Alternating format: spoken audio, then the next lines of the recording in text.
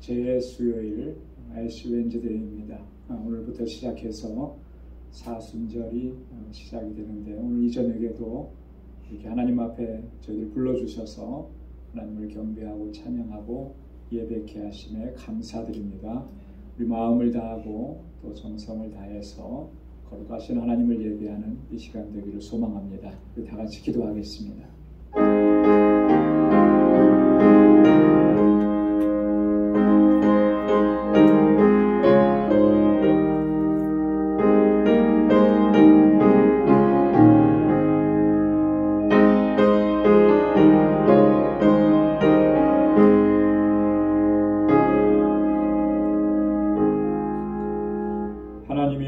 내 속에 정한 마음을 창조하시고 내 안에 정직한 영을 새롭게 하소서. 나를 주 앞에서 쫓아내지 마시며 주의 성신을 내게서 거두지 마소서. 주의 구원의 즐거움을 내게 회복시키시고 자원하는 심령을 주사 나를 붙드소서. 하나님의 구하시는 제사는 상한 심령이라. 하나님이여, 상하고 통회하는 마음을 주께서 멸시치 아니하시리이다. 아멘. 자비하시고 거룩하신 여호와 하나님 아버지, 오늘 이 저녁에도 저희들을 사랑하시고 또 은혜 주시고자 주님의 거룩하신 보좌 앞으로 주님의 임재 안으로 저희들을 불러주시니 감사합니다. 상하고 찢긴 심령으로 주님 앞에 나와왔습니다. 우리의 허물과 죄악을 주님의 십자가 앞에 고백하며 내려놓습니다. 우리에게 정한 마음을 주시고 정직한 영을 새롭게 하셔서 오늘도 주님의 임재 안에서 하나님을 찬양하고 구원의 기쁨과 감격 속에서 하나님을 예배하는 저희들이 되게 하여 주옵소서. 우리의 이 예배를 기뻐 흠양해 주시고 오늘도 예비하신 주님의 은혜와 평강으로 덧입혀 주옵소서. 예수님의 이름으로 기원하옵나이다. 아멘. 전능하사 천지를 만드신 하나님 아버지를 내가 믿사오며 그 외아들 우리 주 예수 그리스도를 믿사오니 이는 성령으로 잉태하사 동정녀 마리아에게 나시고 본디오 빌라도에게 고난을 받으사 십자가에 못 박혀 죽으시고 장사한 지 사흘 만에 죽은 자 가운데서 다시 살아나시며 하늘에 오르사 전능하신 하나님 우편에 앉아 계시다가 저리로서 산 자와 죽은 자를 심판하러 오시리라. 성령을 믿사오며 거룩한 공예와 성도가 서로 교통하는 것과 죄를 사하여 주시는 것과 몸이 다시 사는 것과 영원히 사는 것을 믿사옵나이다. 아멘. 찬양으로 하나님께 영광 돌리겠습니다. 어린 양 찬양.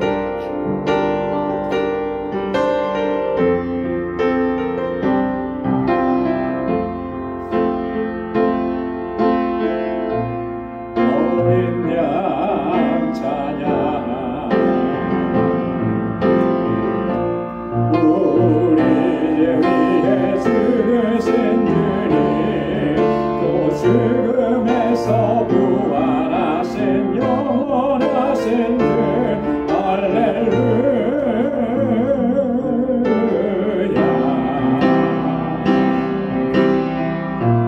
어린 양 찬양. 오직 그 이름 성축하리라. 모든 무릎 꿇고 경배하며 외치리 할렐루야.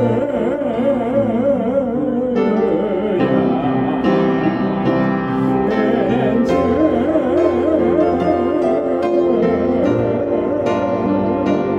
그는 주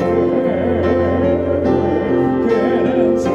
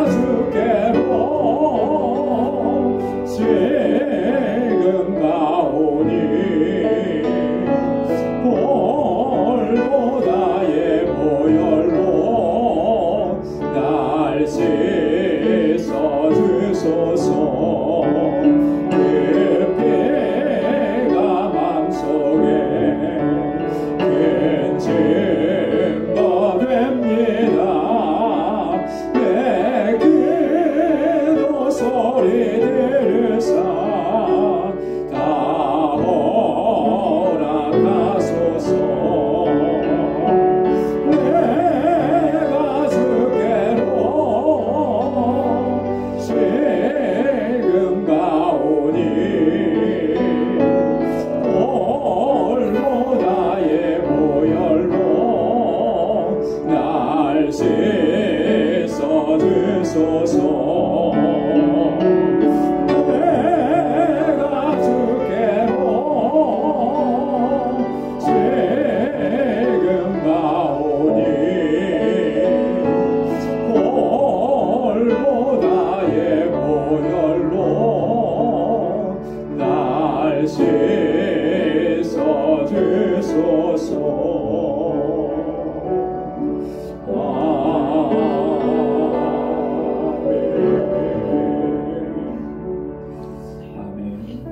시간 다 같이 통성으로 기도하겠습니다.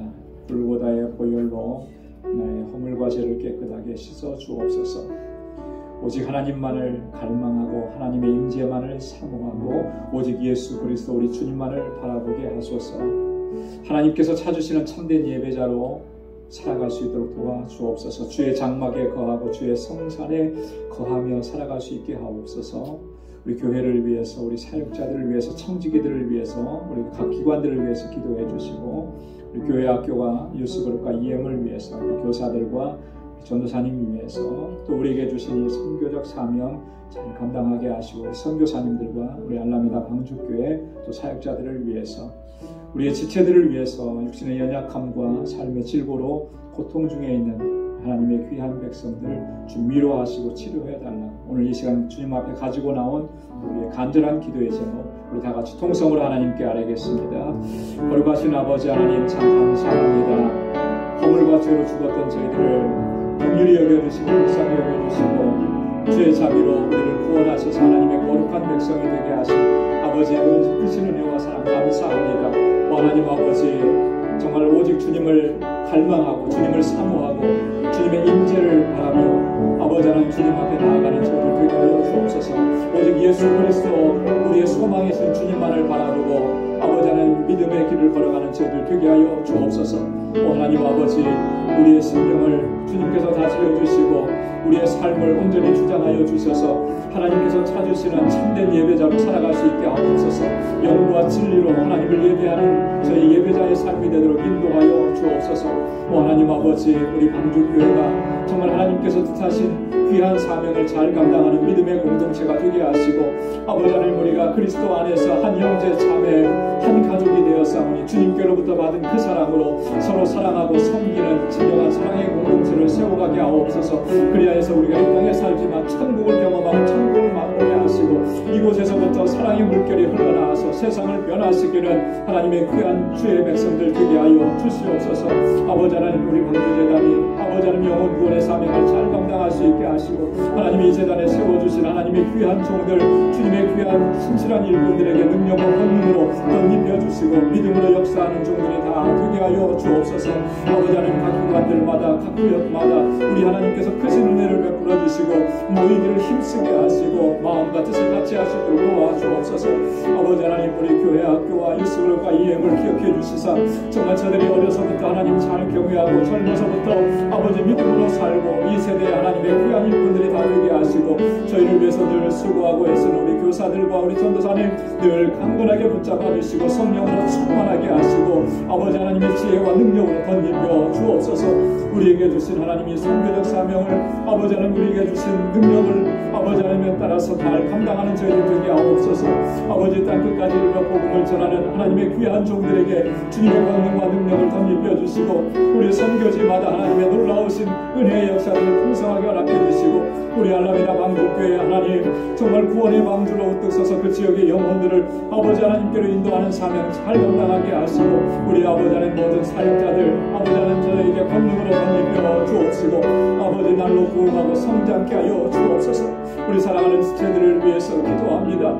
여러가지 인생의 삶의 질고로 아버지 육신의 연약함으로 아버지 경제적 어려움으로 하나님 남모를 아버지 하나님의 고통과 아픔 속에서 아버지 신음하며 주님 앞에 부르짖는 우리 사랑하는 주의 종들과 그 가정들을 주님께서 돌보아주시고 지켜주시고 아버지 하나님 주의 평강으로 주의 위로로 함께하여 주옵소서. 소망의 주님을 바라볼 수 있게 하시고 비록 우리의 삶이 광야와 같을지라도 낙심하지 않게 하시고 날마다 내려주시는 만나와 매출하게 은혜로 아버지 늘 승리케 하여 주시고 하나님께 영광 돌리는 삶을 살아가게 부족함이 없도록 도와주옵소서.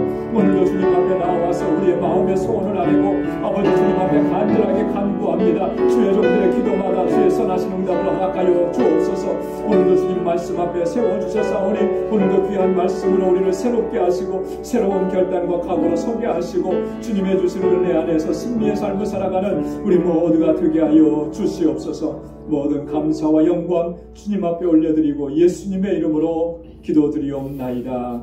아멘. 할렐루야. 하나님께서 선하신 응답을 허락해 주실 줄로 믿습니다.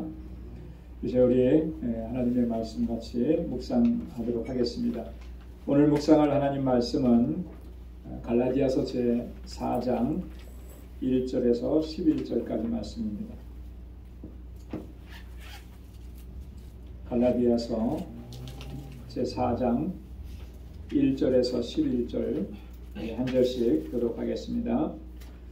내가 또 말하노니 유업을 이을 자가 모든 것의 주인이나 어렸을 동안에는 종과 다름이 없어서 그 아버지의 정한 때까지 휴견님과 중직이 아래 있나니 이와 같이 우리도 어렸을 때에 이 세상 초등학문 아래에 있어서 종노릇 하였더니 때가 차면 하나님이 그 아들을 보내사 여자에게서 나게 하시고 율법 아래 나게 하신 것은 율법 아래에 있는 자들을 속량하시고 우리로 아들의 명분을 얻게 하려 하심이라.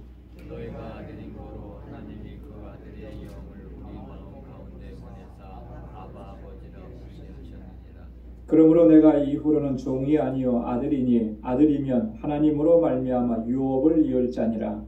그러나 너희가 그때에는 하나님을 알지 못하여 본질상 하나님이 아닌 자들에게 종노릇하였으니 이제는 너희가 하나님을 알 뿐더러 하나님의 아신 바 되었거늘 어찌하여 다시 약하고 천한 초등학문으로 돌아가서 다시 저희에게 종노릇 하려 하느냐.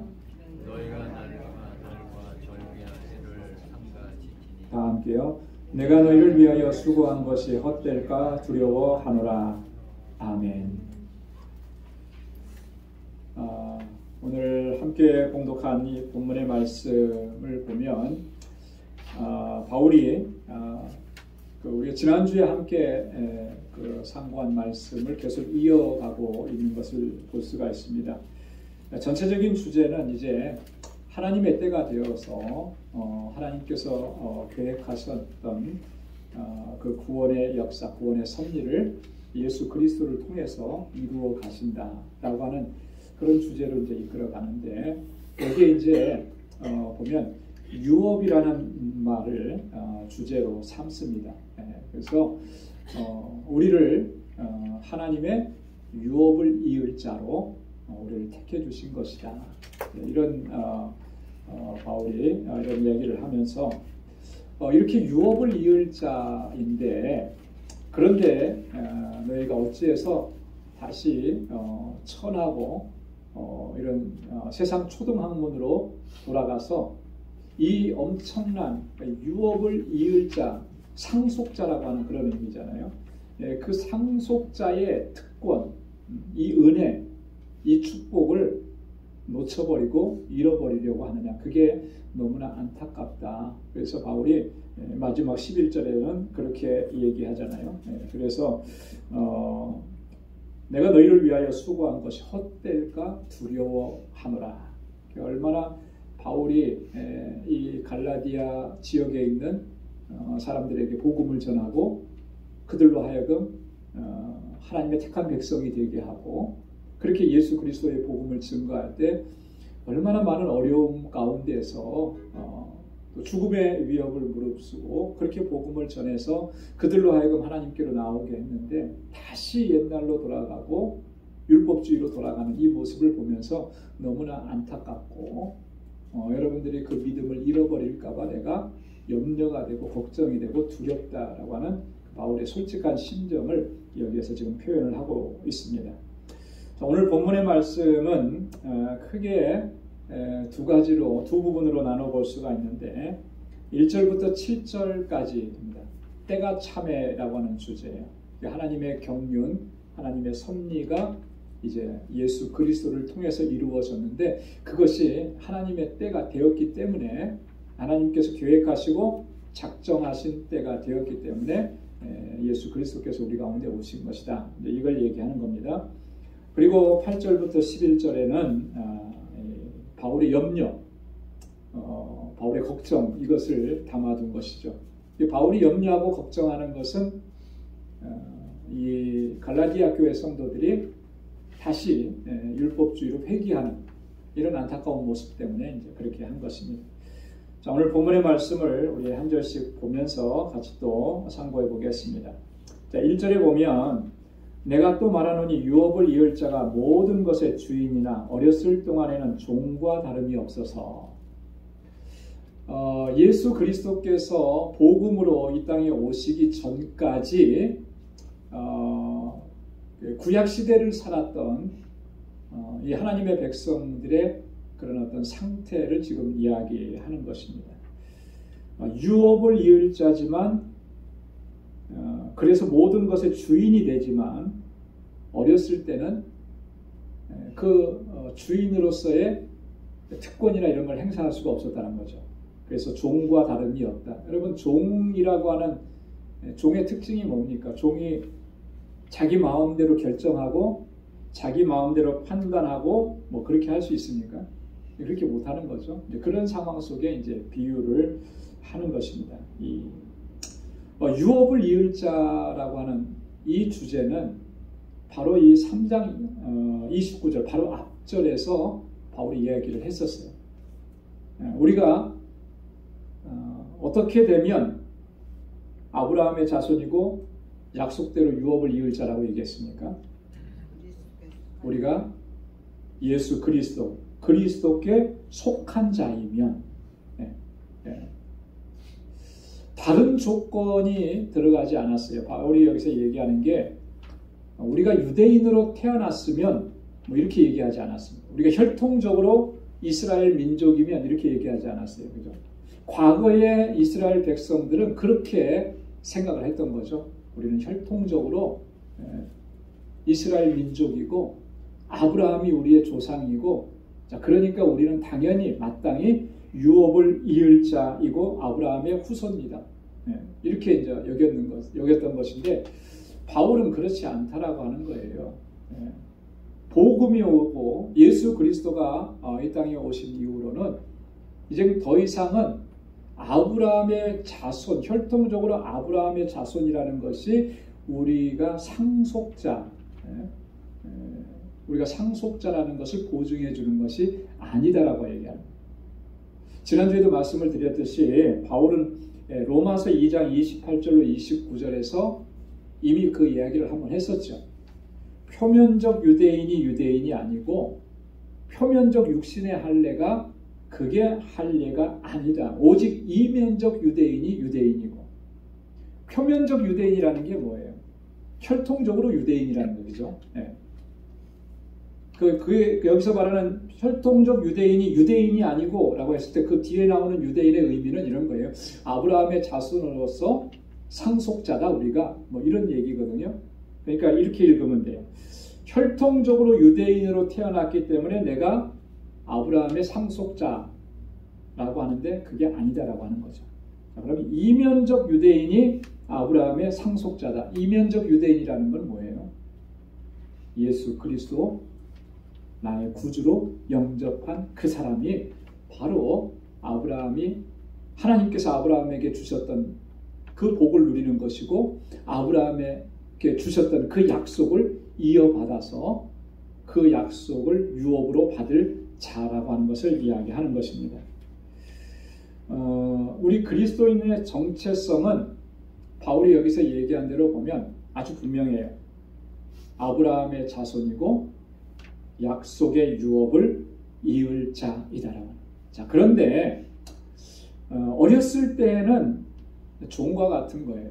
이 어렸을 때라고 하는 것은 아직 예수 그리스도께서 우리 가운데 오시지 않았을 때, 그럼 여전히 종으로 존재하는 거죠. 어떤 종이겠습니까? 율법에 붙잡힌 바 되고 율법에 사로잡힌 그런 상태로 존재할 수밖에 없었다라고 하는 거예요.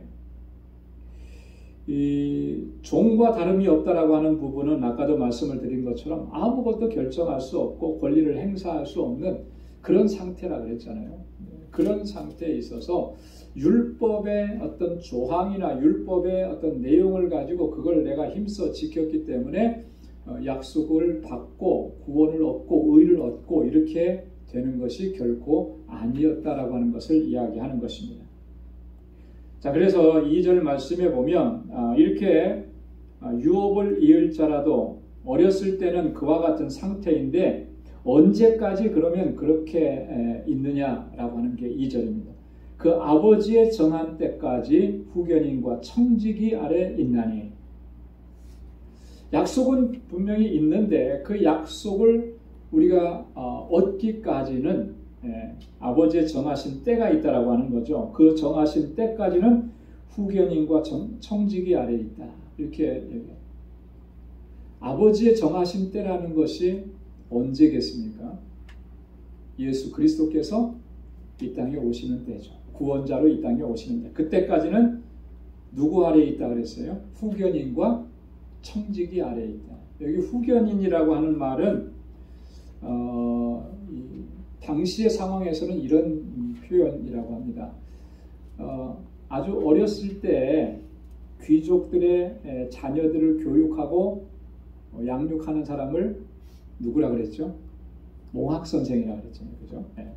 그래서 이제 말을 배우고 뭘 이렇게 가르쳐주면 알만한 때부터 해가지고 한 14살, 15 청소년기까지 그들을 가르치는 사람을 이제 몽학선생이라고 해요. 그 이후에 성년이 될 때까지 그를 돌보는 사람들을 후견인이라 그렇게 얘기를 합니다. 그러니까 성년이 되고 성인이 될 때까지는 누구 아래에 있는 거예요? 그 후견인 아래에서 돌봄을 받는다라고 하는 거죠. 자, 성년이 되고 성인이 되고 난 후에야 이제 자신이 결정하고 판단하고 이렇게 할 수 있는 거예요. 예전에 우리 나라에 옛날에 조선시대나 이럴 때 남자들이 어른이 되는 시점을 언제라고 했죠? 결혼을 해야 된다. 상투를 틀어야 이제 어른이 된다 그랬잖아요. 어려도 상투를 틀면 어른인 것이고 결혼했으니까 나이가 많아도 결혼을 안 해서 상투를 아직 못 틀었으면 여전히 아이다 이런 개념이 있었잖아요. 그런 것처럼 이제 그런 시기가 있는 거예요. 어른이 되는 시기. 미국에서는 몇 살이 되면 어른이 되는 건가요? 만 18살이면 성인이죠. 그죠? 투표권이 주어지고 이렇게. 나라마다 조금씩은 다릅니다. 그러나 그 기준은 분명히 있어요. 그걸 얘기하는 거예요. 그 성년이 될 때까지는 후견인 아래에 있고 청지기 아래에 있다 그랬어요. 청지기. 여러분 청지기는 우리가 많이 들어봤죠. 그죠? 성경에 나오는 청지기가 많이 있는데 대표적인 사람이 요셉이에요. 창세기에 나오는. 요셉은 노예로 팔려가가지고 제일 먼저 누구의 집에 가 있었습니까? 바로의 시위대장이었던 보디발의 집에 팔려가서 거기서 종살이해서 완전 노예였는데 나중에 보디발이 그를 어떻게 해요? 가정 총무로 삼죠. 이 청지기로 삼았다라고 해요. 청지기는 주인의 어떤 재산과 주인의 집안의 일들 또 다른 종들을 다 전체적으로 관리하고 다스리는 사람. 이 사람이 이제 청지기인 거예요. 청지기의 개념이 이런데 바울은 청지기를 그렇게 설명을 했습니다. 복음을 전하고 주님의 일을 감당하고 또 사명을 감당하는 사람들, 하나님의 일꾼들은 다 청지기다 이렇게 설명을 그의 서신서에서 하고 있죠. 자, 그런 청지기예요. 청지기 자체가 주인은 아닌 거죠. 주인은 아닌 거예요. 맡아서 그 일들을 감당하는 거예요. 후견인이라 그러면 자기에게 맡겨준 그 주인의 자녀들을 잘 돌보는 거예요. 우리가 약속을 유업으로 받은 사람들인데 그렇게 아버지가 정하신 때까지는 후견인과 청지기 아래에 있었다. 이게 뭐에 대한 비유냐면 바로 여기서 말하는 후견인, 청지기라고 하는 말은 율법을 얘기하는 거예요. 약속하신 예수 그리스도, 복음이신 예수 그리스도, 그분이 오실 때까지는 그렇게 율법 아래 있도록 하나님께서 정하셨던 것이다 라고 하는 거예요. 자, 그래서 3절에 그렇게 설명하는 겁니다. 이와 같이 우리도 어렸을 때에 이 세상 초등학문 아래에서 종노릇 하였더니, 이 어렸을 때라고 하는 말은 하나님께서 섭리하시고 계획하셨던 이 구원의 방편, 구원의 도리를 알지 못하던, 깨닫지 못하던 그런 때라고 하는 거예요. 세상 초등학문 아래서 하나님의 진리를 깨닫지 못하고 율법의 통제 아래 있었다라고 하는 말이죠. 근데 그 아래서 상황이 어땠느냐면 어떤 모습이었다 그랬습니까? 종노릇하고 있었다 그랬죠. 그죠? 종노릇하고 있었다. 여러분 종노릇 했다라고 하는 이 한마디를 들으면 그 상황이 좀 우리가 연상이 되죠. 종으로 있었다 그러면은 제일 먼저 뭐가 없는 거예요? 자유가 없는 거잖아요. 그죠? 종이라고 하는 그 신분은 어떻게 보면 참 비참한 그런 상황인 거죠. 이제 그런 상황 가운데 있었다라고 하는 거예요. 이거는 좀 더 율법과 관계해서 설명을 하면 율법의 정죄 아래 있었다. 율법의 저주 아래 있었다라고 하는 말과 같은 의미가 되는. 그래서 율법은 항상 우리에게 어떤 역할을 한다 그랬습니까? 율법은 우리를 정죄하는 역할을 한다. 그죠? 그래서 죄를 깨닫게 하는 거야. 내가 죄인이라고 하는 것을 알게 하고, 그래서 율법을 대하고 율법을 가까이 하면 할수록 뭐가 자꾸 드러나느냐 하면 내가 죄인인 것이 자꾸 드러나게 되는 것이죠. 그런데 이 정죄로부터 자유하게 하고 율법의 저주로부터 해방시켜 주지는 못하는 거예요. 율법이. 뭐가 해방을 시켜주는 것이겠습니까? 누가 해방을 시켜주는 거예요? 예수 그리스도께서 해방시켜주죠. 오직 예수 그리스도의 복음만이 우리에게 참 자유를 허락해 주시고 그 저주 아래 있고 정죄 아래 있었던 율법에 종속되어 있었던 우리 인간들을 자유케 하시고 구원해 주신다라고 하는 그런 말인 것입니다. 그래서 이제 하나님께서 때가 참에 하나님께서 구원하시고 섭리하시는 그 역사를 이루셨다라고 하는 거예요. 그 때가 되었다. 4절과 5절 말씀 우리 한번 같이 읽어보도록 하겠습니다. 때가 참에 하나님이 그 아들을 보내사 여자에게서 나게 하시고 율법 아래 나게 하신 것은 율법 아래 있는 자들을 속량하시고 우리로 아들의 명분을 얻게 하려 하심이라. 아멘. 때가 참에 이 때가 찼다라고 하는 말이 굉장히 중요합니다.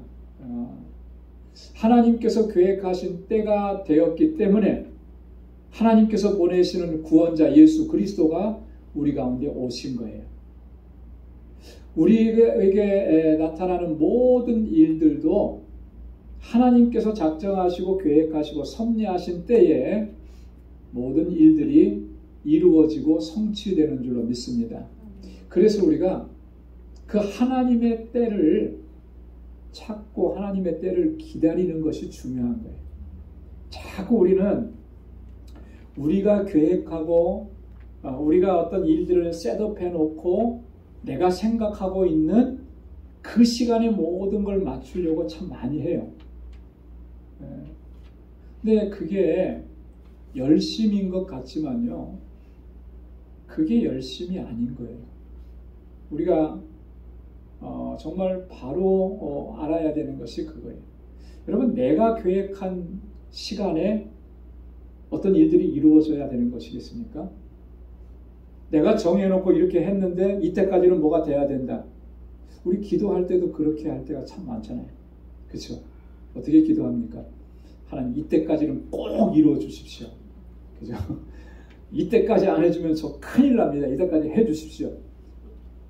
이거 내가 계획하고 내가 세운 때예요. 그때까지 다 해달라고.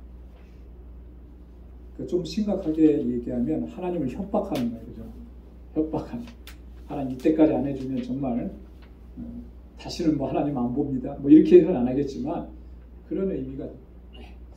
사실 우리가 기도할 때부터 우리는 하나님의 때를 기다리지 않고 자꾸 나의 때를 주장하고 그때까지 이루어 주십시오. 이런 걸 많이 얘기하거든요.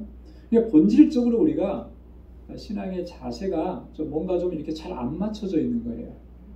그래서 항상 우리가 신앙생활 하면서도 하나님의 그 은혜를 충만하게 우리가 경험하지 못하는 이런 안타까움이 우리 안에 있다라고 하는 거예요. 모든 일에는 하나님의 때가 있어요. 전도서 3장에서 우리 솔로몬이 그랬잖아요. 그죠? 모든 때가 다 있는 거예요. 사람이 나는 때도 하나님께서 정하신 것이고 그 사람이 죽는 때도 하나님이 정하신 것이고 그 일을 시작하는 때도 하나님 정해 주신 거고 그 일을 끝내는 것도 하나님께서 정하시는 거예요. 하나님의 때를 기다리는 것이 신앙의 가장 기본적인 자세인 것입니다.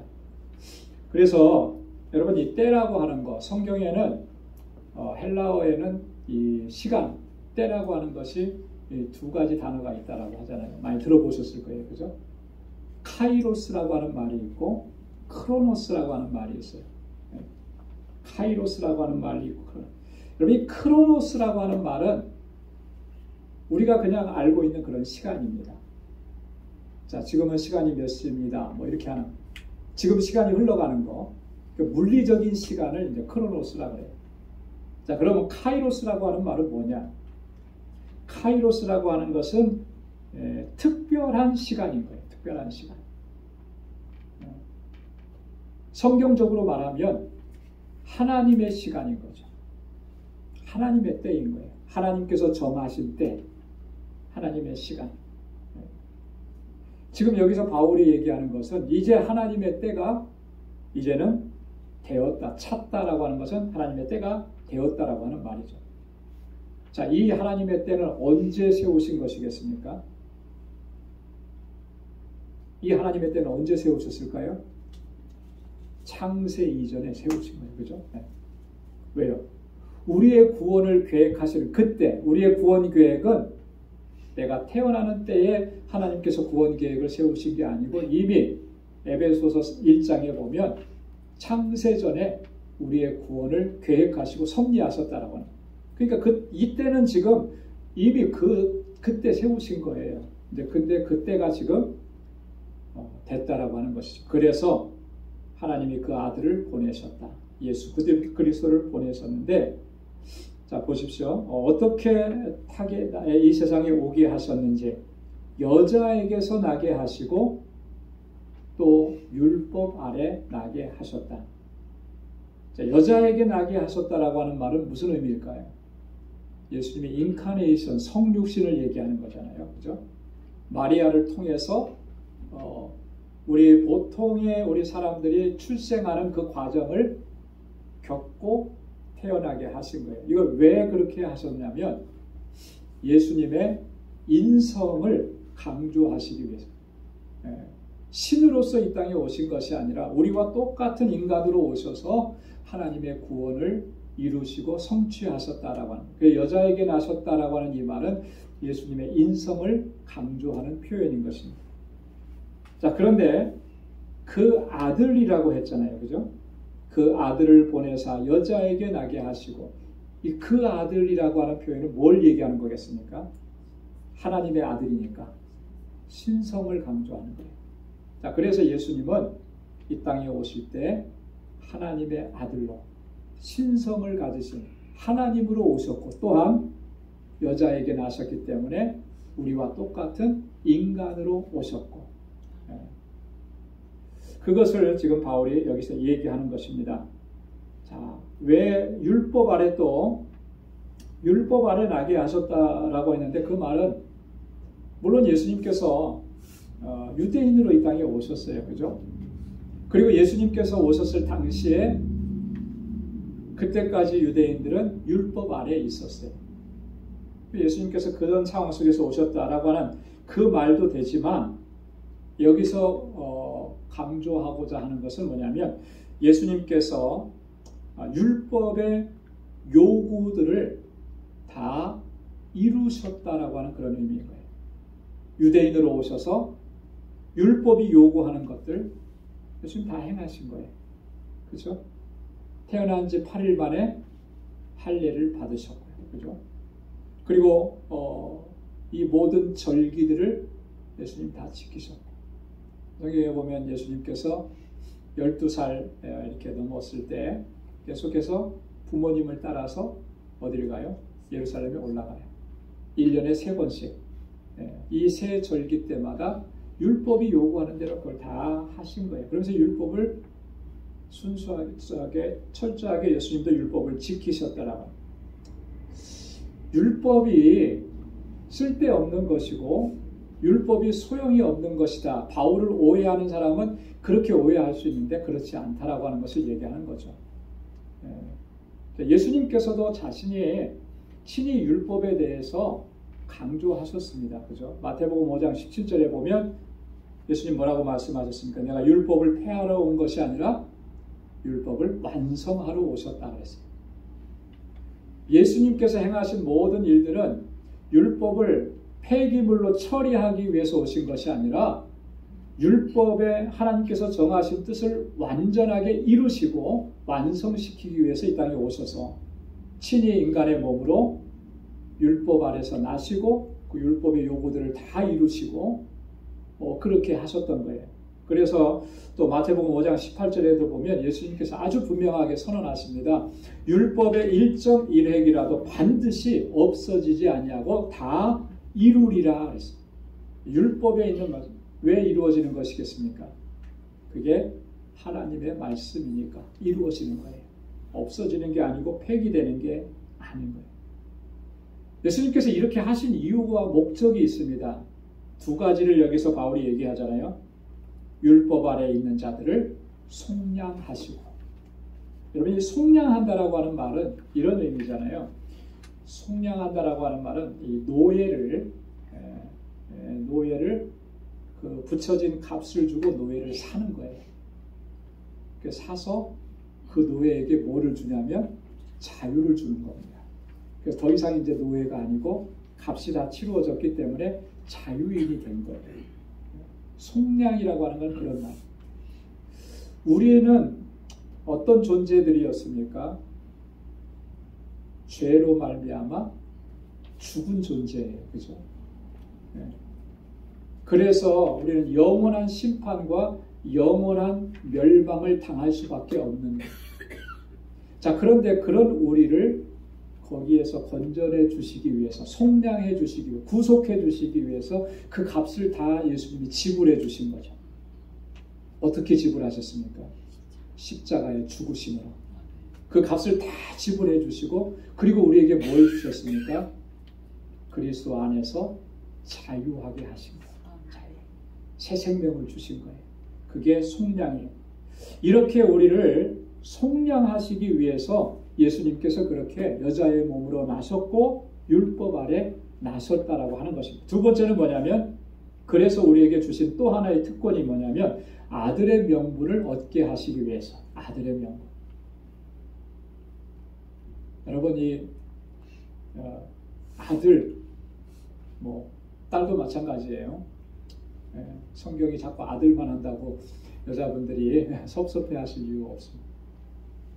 이 자손, 자녀라고 하는, 후손이라고 하는 것은 굉장히 중요하잖아요. 요즘 시대는 결혼하고도 자녀를 일부러 안 낳기도 하고 하니까 그 의미가 조금 약화되긴 했지만 그렇지 않잖아요. 그죠? 결혼해서 그 가정에 자녀를 허락해주고 그 자녀가 있다라고 하는 것은 그건 굉장히 큰 축복인 것이고, 또 그 가문을 이어가는 거예요. 아들은 또 가문을 이어간다라고 하는 그런 의미가 있잖아요. 그런 것을 생각해 보면 아들의 명분을 얻게 하셨다라고 하는 게 이게 얼마나 큰 은혜고 특권이냐라고 하는 거죠. 우리는 과거에 하나님과 어떤 관계였습니까? 하나님과 원수되었었잖아요. 그죠? 하나님과 원수되었었어요. 자, 그런데 우리를 하나님과 화목하게 하시고, 그리고 우리에게 하나님의 자녀가 되는 권세를 허락해 주신 겁니다.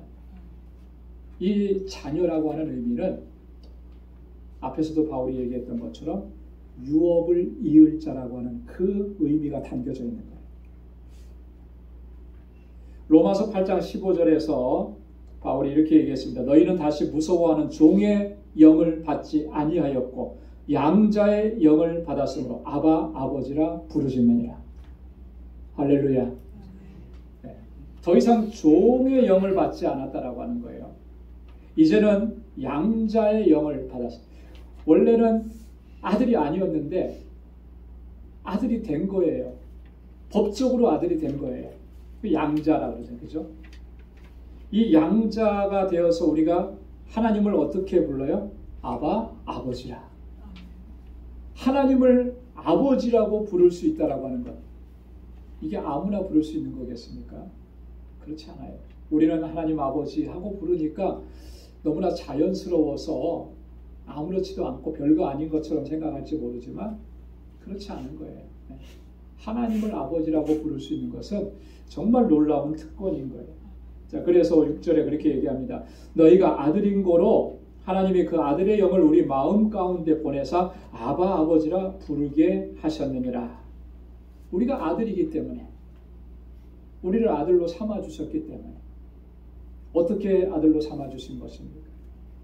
요한복음 1장 12절에 보면 영접하는 자 곧 그 이름을 믿는 자들에게는 하나님의 자녀가 되는 권세를 주셨습니다.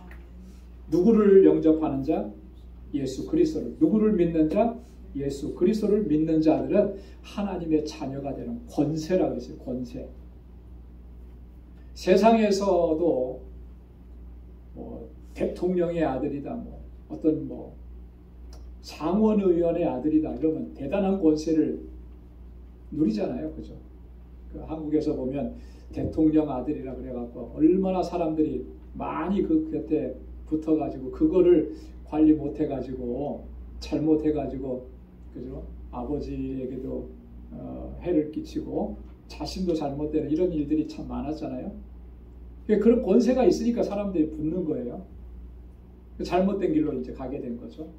세상의 권세도 그렇게 대단한데, 여러분, 우리가 하나님의 자녀라는 이 권세는 그런 세상의 권세하고는 비교할 수가 없는 거죠. 그런 권세, 그 아들의 권세를 우리에게 허락해 주신 거예요. 갈라디아서 3장 26절에도 보니까 너희가 다 믿음으로 말미암아 그리스도 예수 안에서 하나님의 아들이 되었나니. 우리가 하나님의 아들이 된 것은 예수 그리스도 안에 있기 때문에 그런 거예요. 예수 그리스도를 믿었기 때문에 우리가 하나님의 아들이 되었는데, 자, 하나님의 아들이 되니까 우리 안에 하나님께서 뭘 주셨습니까? 그 아들의 영을 주셨다. 우리를 하나님의 자녀로 삼으시고 우리 안에 그 아들의 영, 그 아들의 영은 뭐겠어요? 다른 곳에서 바울은 하나님의 영이라 로마서 8장 14절에 그랬고 빌립보서 1장 19절에서는 예수 그리스도의 영이라 그렇게 얘기했는데, 그 모든 표현들은 다 성령을 가르치시는 거예요. 그러니까 우리 안에 성령을 주신 거예요. 그래서 우리가 성령의 내주하시는 삶을 살아가고 성령이 이끄시는 삶을 살아가고 성령이 우리의 삶을 인도해 주셔서 승리할 수 있도록 이끌어 주시는 거예요. 그 삶을 살게 하십니다. 그래서 우리가 아바, 아버지라 부를 수 있게 하십니다. 아바라고 하는 말은 무슨 말일까요? 아바. 아바. 이 아바라고 하는, 지금 우리 성경에는 아바라고 했는데, 원래 이 말은 아람어라고 해요. 아람어. 정확한 발음은 아빠라는, 우리말의 아빠하고 똑같아요. 발음이. 아빠라고 하는. 누가 아빠라고 하죠? 우리 아이들이 어렸을 때 아버지를 아빠라고 부르잖아요. 그죠? 저는 아버지한테 아빠라는 말을 못 해봤거든요. 요즘 세대는 다 이제 아빠라고 많이 부르죠. 아버지하고 불렀을 때하고 아빠라고 불렀을 때하고 어감이 어떻게 차이가 납니까? 굉장히 아빠라고 하는 표현은 사랑과 그 애정, 이런 감정들이 많이 듬뿍 담겨있는 그런 표현인데 여기서 말하는 아빠라고 하는 말도 같은 거예요. 자, 그 뒤에 보면 또 아바, 아버지라고 했잖아요. 그죠? 이 아버지라고 하는 말은 이 아빠라고 하는 말을 아람어라고 그랬죠. 그걸 헬라어로 번역한 것입니다. 그래서 헬라어로 번역해서 아버지는 파테르라고 해요. 파테르. 이 파테르라고 하는 말이 아버지라고 하는 그런 말이에요. 자, 우리가 아바, 아버지라고 부르게 하셨는데, 그렇게 하나님을 부를 수 있게 하셨는데, 여러분 이 표현을 보면 하나님과 우리와의 관계가 정말 새롭게 설정되어 있다라고 하는 것을 볼 수가 있죠. 우리를 아들로 삼으셔서 하나님을 아바, 아버지라고 부르게 하신 것은 하나님과 우리와의 관계를 하나님께서 이렇게 새롭게 만들어 주신 거예요. 그래서 더 하나님과 친밀하게, 또 하나님을 신뢰하면서 그렇게 살아갈 수 있는 존재로 우리를 불러주신 것을 말씀을 하는 것입니다. 여러분, 저와 여러분들이 그렇게 하나님께서 우리를 불러주신 이 은혜를 늘 기억하면서 주님과 더 친밀한 관계 안에서 하나님과 교제하는 삶으로 나아가야 할 줄로 믿습니다. 7절 말씀에 오늘은 7절까지만 보도록 하겠습니다. 7절 말씀에 보면 그러므로 내가 이후로는 종이 아니요 아들이니 아들이면 하나님으로 말미암아 유업을 이을 자니라. 네. 이후로는 우리가 종이 아니다 그랬습니다. 종이 아니고 아들이다 그랬어요. 완전히 우리가 신분이 변화된 것이죠. 그렇죠? 네. 종은요 아무리 열심히 일하고 아무리 뭘 해도 지금 하고 있는 것들이 내 일이 아닌 거예요. 그죠? 네. 그러나 아들은 그렇지 않아요. 아들은 내가 무엇을 하든지 그 일들은 다 내 일이 되는 거죠. 왜? 나에게 유업으로 준 것들이기 때문에 그런 거예요. 그래서 아들이면 하나님으로 말미암아 유업을 이을 자니라. 여러분, 이 유업을 잇는다라고 하는 것이 얼마나 대단한 축복이고 얼마나 큰 특권인지 모릅니다. 하나님께서 이스라엘 백성들을 한 민족으로 택하실 때 그 처음 시작을 누구로부터 하셨냐면 아브라함으로부터 시작을 하셨어요. 아브라함이 이삭에게, 그러니까 아브라함에게 하나님께서 약속하셨던 것이 그대로 이삭에게로 넘어갑니다. 그래서 이삭에게도 동일한 약속을 주시는 거예요. 그 유업이 이어져 가는 거죠. 자, 이삭에게 주었던 그 약속이 그 다음에 누구에게로 넘어갑니까? 야곱에게로 넘어가는 거예요. 그대로 주어져요. 그래서 하나님께서 어떤 것을 약속해 주셨는지 그 약속을 가지고 그 부모님들이 그 자녀에게 어떻게 합니까? 축복하잖아요. 축복. 나에게 주신 약속, 그 약속한 것들이 아들에게 그대로 이루어지기를 원합니다. 요즘에 우리가 역대기의 말씀을 읽으면서 새벽에 솔로몬이 그 아버지 다윗의 뒤를 이어서 왕이 되고 그리고 다윗이 그렇게 소원했던 것을 하나씩 하나씩 성취해 가잖아요. 그게 뭐였죠? 성전을 건축하는 일이에요. 자, 성전을 건축하면서 그러면서 그 솔로몬이 왕이 되고 나서 성전을 건축하고 그렇게 하는데 하나님 앞에 그가 기도하는 내용이 있어요. 그거 잘 다시 한번 상기해 보시면 솔로몬이 이렇게 기도합니다. 뭐냐면 내 아버지 다윗에게 약속하셨던 것을 이제는 내게 허락해 주십시오. 솔로몬이 아버지에게 약속하신 것을 어떻게 알 수 있었겠습니까? 아버지가 하나님께로부터 받은 약속을 가지고 솔로몬을 위해서 축복하고 기도했기 때문에 솔로몬이 알 수 있는 거죠. 그거예요. 하나님께서 주시는 유업, 하나님께서 주신 약속이 그의 후손으로 이어져 갈 수 있게 합니다. 그 유업을 잇는 거잖아요. 유업을 이을 자다. 하나님으로 말미암아 우리로 하여금 유업을 잇게 하신 거예요. 그런 후사로 우리를 삼아주셨다. 바울은 로마서 8장 17절에서 이 부분을 아주 분명하게 선언을 했습니다.